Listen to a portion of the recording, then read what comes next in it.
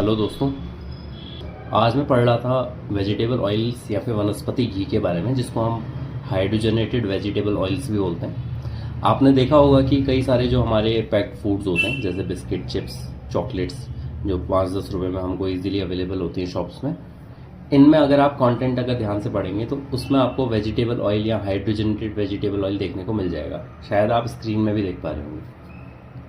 देखिए, मैं बताना आपको ये चाहता हूँ कि वेजिटेबल ऑयल को हम वनस्पति घी भी बोलते हैं। पहले हम सबके घर में डालडा के नाम से बहुत फेमस एक ब्रांड था, वो भी एक वनस्पति घी हुआ करता था। इसका इस्तेमाल इंडस्ट्री में आइटम्स बनाने में बहुत ज़्यादा होता है, क्योंकि ये जो आपका नॉर्मल घी होता है उसके मुकाबले बहुत सस्ता होता है। दूसरा ये कि इसके द्वारा बनाए गए जो आइटम्स होते हैं उनकी शेल्फ लाइफ बढ़ जाती है और उनका टेक्सचर और टेस्ट इनहेंस हो जाता है।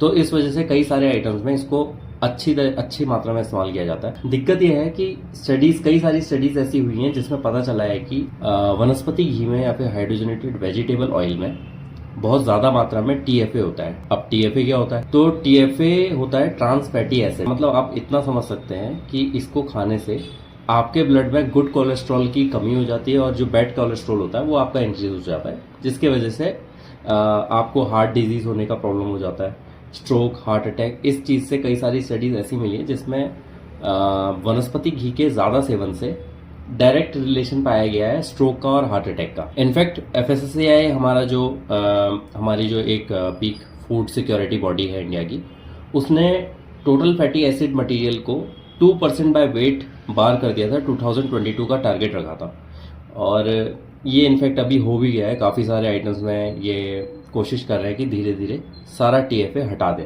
या फिर ऐसा कोई भी मटेरियल जिससे टीएफए प्रोड्यूस होता है उसको हटा दें। मुझे लगता है कि खाली खाने वाले जो पैकिंग आइटम्स होते हैं उनके अलावा जो वनस्पति घी है वो हमारे जो ये समोसे के स्टॉल्स होते हैं या फिर कोई भी ऐसा जहाँ पर फ्राइड मटेरियल या चाइनीज फूड मिल रहा है, वहाँ पर भी इसका इस्तेमाल बहुत आराम से हो जाता है, क्योंकि सेम रीजन से, क्योंकि इसका जो टेक्सचर होता है वो अच्छा होता है। दूसरा, ज़्यादा समय तक ये फ्रिज के बिना भी टिक सकता है ये तेल।